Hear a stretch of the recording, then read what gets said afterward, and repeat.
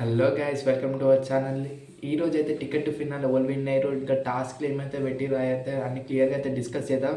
Discuss చేసిన ముందు మీరు అయితే ఒక చెప్పాలనుకున్న ఓటింగ్ ఆర్డర్ గురించి. నిఖిల్ అయితే టాప్ వన్ ఉన్నాడు.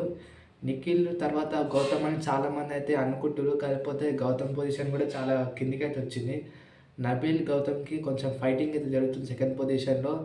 తెలిసిందే కదా, వీళ్ళైతే టాప్ పైన అయితే ఉన్నారు. కింద అయితే పృథ్వీరాజ్, విష్ణుప్రియ, ఇంకా అవినాష్, తేజ అయితే ఉన్నారు. అవినాష్ ఇంకా చెప్పుకోవాలి ఎవరు ఎలిమినేట్ అవుతారో.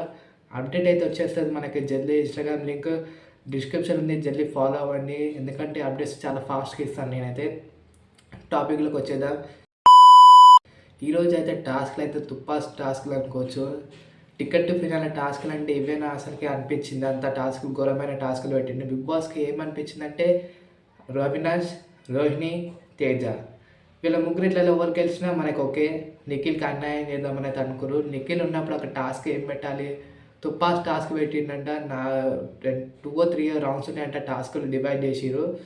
అయితే నిఖిల్ అయితే ఫస్ట్ రౌండ్ని గెలిచేసిండు. గెస్సింగ్ టాస్క్ అంట. నిఖిల్ ఫస్ట్ రౌండ్ని విన్నర్ అయిపోయిండు. సెకండ్ రౌండ్ అవినాష్ విన్ అయిండు. దాని తర్వాతకి అప్డేట్ రాలే, అవినాష్ విన్ అని ఇచ్చేసారు.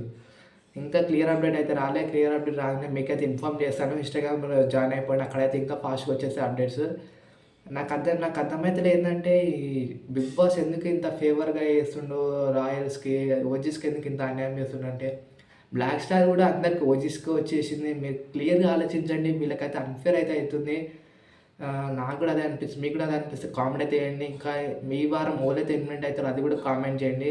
ఈరోజు కూడా ఫుల్ ఫైట్స్ అయితే ఉండబోతున్నాయి అంట హౌస్లో. అయితే అవినాష్ వర్సెస్ గౌతమ్ కూడా ఉందంట.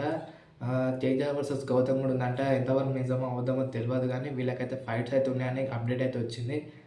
నిఖిల్కి ఎట్లయినా మళ్ళీ అన్యాయం ఏం చేసిరు, మీకెలా అనిపిస్తుందో కామెంట్ అయితే చేయండి.